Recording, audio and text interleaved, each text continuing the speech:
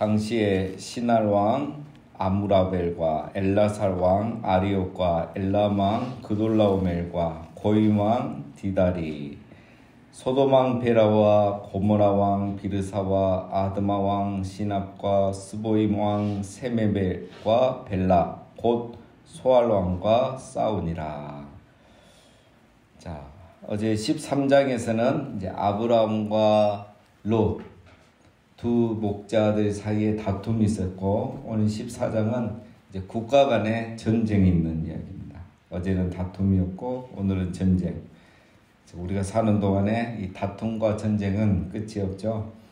자, 오늘 본문은 보면 1절에 나오는 시날, 엘라살, 엘람, 고임, 이 네 나라는 메소포타미아, 하란, 저 이스라엘의 북쪽에 있는 네 개의 강대국입니다. 이 네 개의 그 당시로 하면 강대국들이 연합을 해서 소돔과 고모라, 이 남쪽을 공격하는 거야.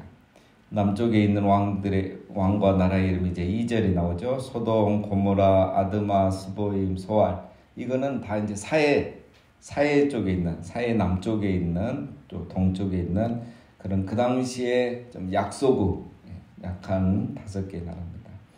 전쟁이 4대5로 이렇게 이루어지는 거죠. 3절, 전쟁이 일어난 장소는 이들이 다 시딤 골짜기 곧 지금의 여매에 모였더라.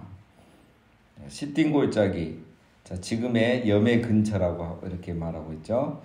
자, 이거 시딤 나무가 많은 곳을 이 시딤 골짜기 이렇게 말합니다. 자, 시딤은 아카시아 나무를 말하죠. 다른 성경에는 또 보면 조각목 이렇게 되어 있습니다. 다 같은 말입니다.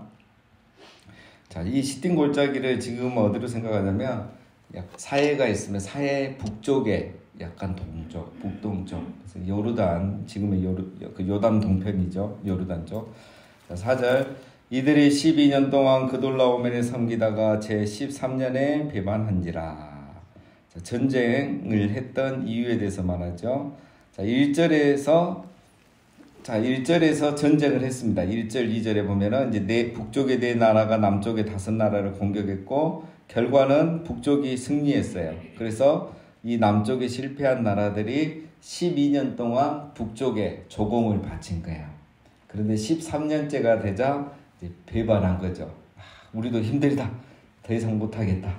그만할란다. 해서 이제 끝난 겁니다. 그러니까 북쪽에서 가만히 있겠습니까? 얘들 바로 이제 살만한갑다 하고 용서하지 않고 다시 2차 전쟁이 일어나요. 그 2차 전쟁이 5절입니다.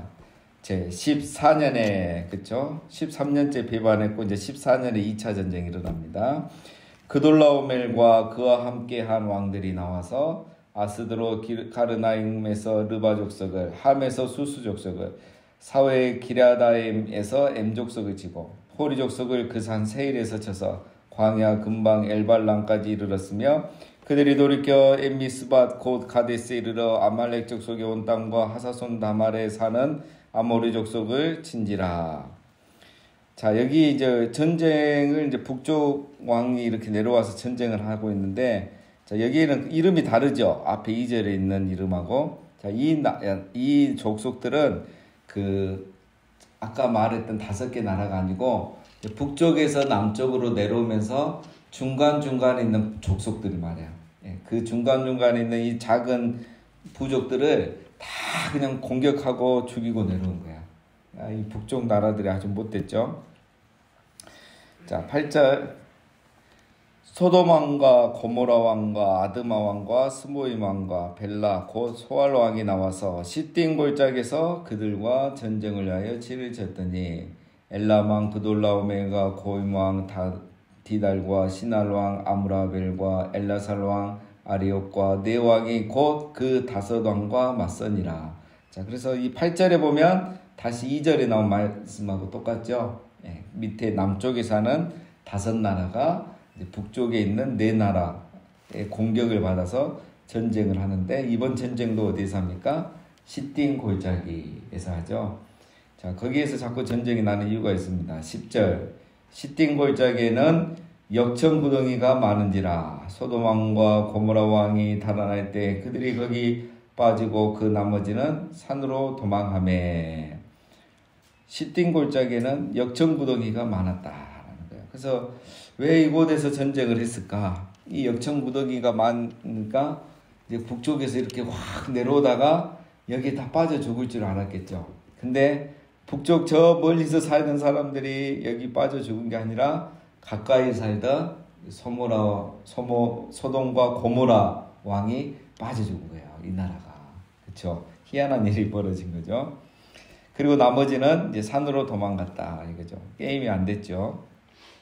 11절 내왕 북쪽 내왕이 소돔과 고모라의 모든 재물과 양식을 빼앗아가고 전쟁에 이겼으니까 다 전리품을 가져가고 또 양식도 다 뺏어갔죠. 12절 소돔에 거주하는 아브라함의 조카 롯도 사로잡고 그 재물까지 노력하여 갔더라. 자, 이 12절을 이야기하기 위해서 지금까지 얘기한 거예요. 이 전쟁이 왜 일어났는지 1차 전쟁부터 2차 전쟁까지 그 다음에 롯과 가족들이 이렇게 포로로 잡혀간 이유도 다 설명하죠. 2차 전쟁에서 패해서 이제 이렇게 잡혀갈 때 다 잡혀간 거죠. 자, 이 12절을 이야기하기 위해서 여기까지 왔는데 참 뭘 얘기하고자 하는 거겠습니까? 롯이 결국은 모든 걸 다 잃었다는 거죠. 눈에 보이기에 사익이 좋고 잘 될 거라고 생각하고 소돔 땅을 선택했는데 결국은 거기서 실패한 거예요. 자기의 생각과 어떤 욕심을 따라서 선택했는데 결국은 실패한 거죠. 자기의 생명까지 위협을 받게 되는 겁니다. 이게 이제 말하고자 하는 거죠. 아브라함하고 이제 대조를 하기 위해서 자기의 생각과 욕심, 눈에 보기에 좋은 것을 선택한 자의 결과가 어떻게 되는가 이걸 보여주는 겁니다. 자, 하지만 또 다행히 하나님께서 은혜를 베푸십니다. 13절에 도망한 자가 와서 히브리 사람 아브람에게 알리니 그때 아브람이 아모리 족속 마므레의 상수리 숲을 근처에 거주하였더라. 마므레는 에스골의 형제요 또 아넬의 형제라. 이들은 아브람과 동맹한 사람들이더라. 자, 다행인 것은 이제 막 잡혀가다가 한 사람이 도망 나오는 거죠. 북쪽으로 끌려가다가 도망 나와서 아브람에게 그거를 알려줍니다. 알려줘가지고 우리가 이를 위해서 소돔 사람들이 지금 잡혀갔는데 그 중에 당신 조카도 있다. 이제 이걸 알려줄 거죠. 14절에 아브람이 그의 조카가 사로잡혔음을 듣고 집에서 길리고 훈련된 자 318명을 거느리고 단까지 쫓아가서 아브람이 이걸 듣자마자 집에서 길리고 훈련된 자 318명. 여기서 길리고 이거 이렇게 돼 있는데 이 길리고는 어느 뜻을 보면 태어난 사람입니다. 그러니까 집에서 아브라함과 함께 살면서 태어나고 훈련된 318명을 말하죠. 그러니까 아브라함이 이 당시에 상당히 이제 굉장히 안정이 된 거예요. 그래서 우리 하란에서 올 때는 이렇게 사람들을 사왔잖아요. 이렇게 이제 일이 많아지니까 이렇게 종들을 거느렸는데 이제는 그 사람들 중에 이렇게 또 태어난 사람이 있는 거예요. 그리고 그들 벌써 장성해서 훈련됐죠. 이거는 이제 전문적인 군사라기보다는 그 당시에 이제 이렇게 유목생활 하면서 짐승을 지켜야 되니까 그런 쪽으로 이제 훈련이 됐겠죠. 자, 이들을 데리고 어디까지 올라갔냐? 단까지 올라갔습니다. 단이란 건 어디냐면 이스라엘의 최북단. 우리는 이제 백두에서 할라까지 그러잖아요. 백두산에서 할라산까지. 그럼 이제 이스라엘을 어떻게 말하냐면 단에서 브엘세바까지 이렇게 말해요. 최고 북쪽이 단, 최고 남쪽이 브엘세바. 그래서 북쪽 하면 거의 이스라엘 저 끝까지 쫓아간 거죠. 그러니까 굉장히 많이 올라간 거죠. 이 사해에서 저 북쪽 갈릴리까지 올라갔으니까 굉장히 먼 거리를 올라간 겁니다. 15절 그와 그의 가신들이 나뉘어 밤에 그들을 쳐부수고 다메섹 왼편 호바까지 쫓아가 모든 빼앗겼던 재물과 자기의 조카 롯과 그의 재물과 또 부녀와 친척을 다 찾아왔더라. 자, 아브라함의 공격 방법은 밤에 기습 공격이에요.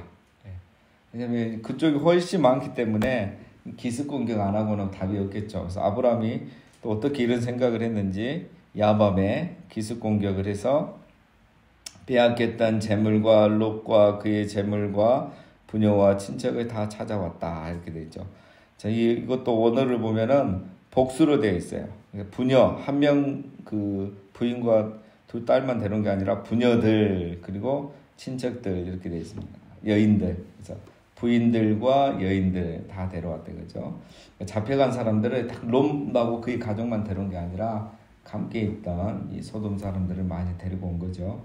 완전한 승리였습니다. 그렇죠.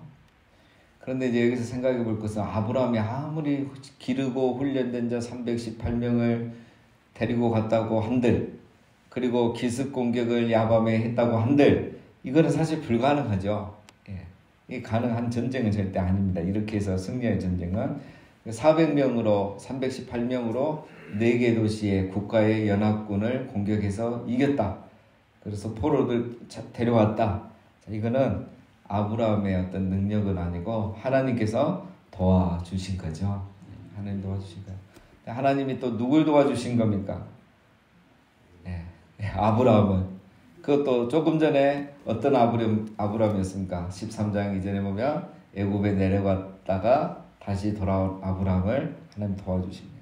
또 우리로 말하면 기복신앙 때문에 이렇게 소돔까지 갔던 이 롯을 또 하나님이 도와주신 거예요. 그러니까 이런 거 보면 우리 인생은 하나님 은혜로 사는 거죠. 하나님 은혜로. 우리는 늘 실수하고 넘어지고 또 말씀을 떠나는데 하나님은 우리에게 은혜를 베푸시는 겁니다. 그래서 중요한 거는 뭡니까? 하나님이 우리에게 은혜를 베풀 때 빨리 정신을 차려야 되는 거죠. 자, 오늘 중요한 건 뭐예요? 아브라함이 애굽에 내려갔을 때는 실패했잖아요. 그러나 거기서 깨닫고 돌아와서는 하나님 앞에 제단을 쌓고 예배를 드렸죠. 아브라함이 뭐죠? 변화된 거예요. 그 사이에. 믿음이 조금 성장한 거예요. 그래서 이렇게 간 거죠. 그러나 롯은 아직까지 정신을 못 차리고 있다가 저 단까지 끌려 올라가게 되죠. 그리고 재물도 다 잃었죠. 자기 아내도 잃었죠. 나중에 남는 게 없잖아요.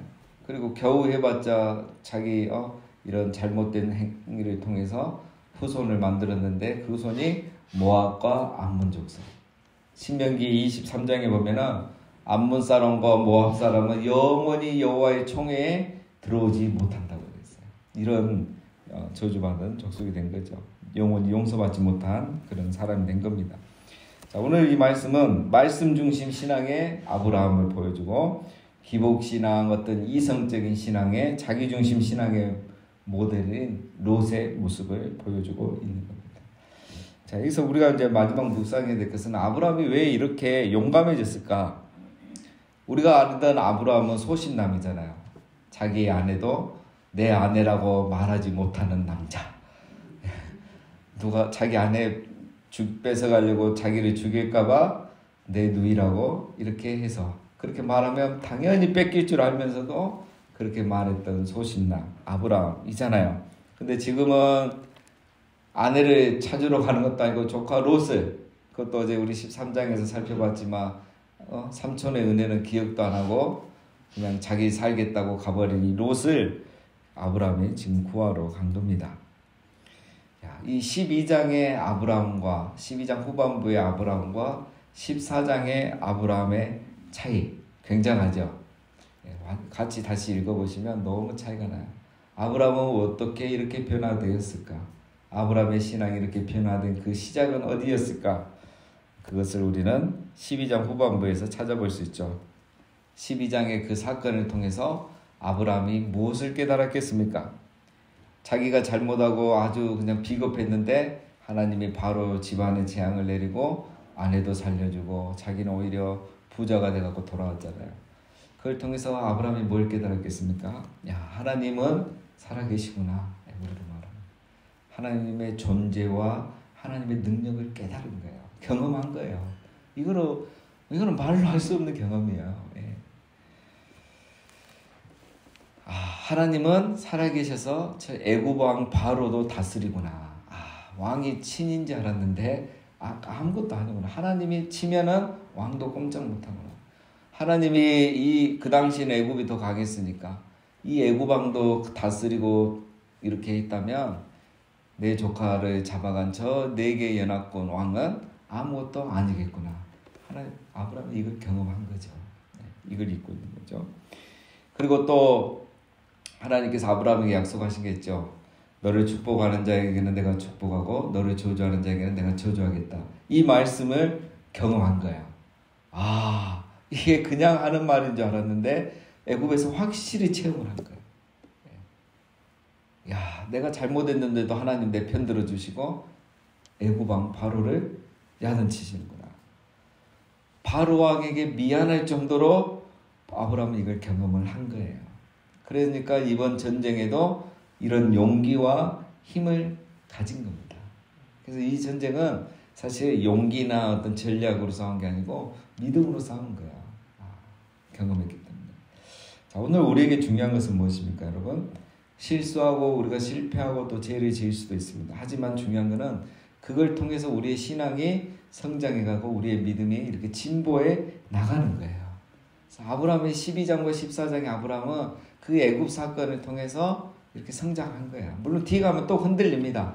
흔들림망정 지금 이 실패를 통해서 이걸 통해서 성장해가고 자라가는 게 정말 중요하다는 거예요. 자, 여러분 이런 말이 있습니다. 타인보다 우수하다고 해서 고귀한 것이 아니다. 과거의 자신보다 우수한 것이야말로 진정으로 고귀한 것이다. 내가 타인보다 우수하다 해서 내가 잘난 게 아니다는 거예요. 타인하고 비교해서는 안 된다는 거예요. 내가 아무리 잘났던 뭐 했든 중요한 거는 뭐다? 과거의 자신보다 우수한 것. 즉 과거보다 내가 성장하고 진보해 가는 것이 진정으로 고귀한 거다는 거죠. 신앙이 자라고 믿음이 자라는 것이 중요하지. 내가 지금 신앙 연수가 얼마고 직분이 얼마고 뭐 내가 지금 어떠냐 이게 중요한 게 아니에요. 잘하지 않으면 그 순간 죽은 거죠. 그 순간 멈춘 거죠. 그 순간 우리가 이미 교만해질 수 있다는 거예요. 그래서 신앙은 어제보다 오늘 성숙해져 가고 하나님을 더 알아가고 그래서 믿음이 자라가는 것이 진정한 신앙인 겁니다. 오늘 하루 우리가 어떤 기근을 만날지 또 어떤 일들을 경험할지 모르지만 그 삶을 통해서 하나님의 존재와 하나님의 능력 이것을 경험하고 우리 신앙이 더욱더 진보해가고 성숙해가는 그런 귀한 하루가 되시기를 주님의 이름으로 축원드립니다.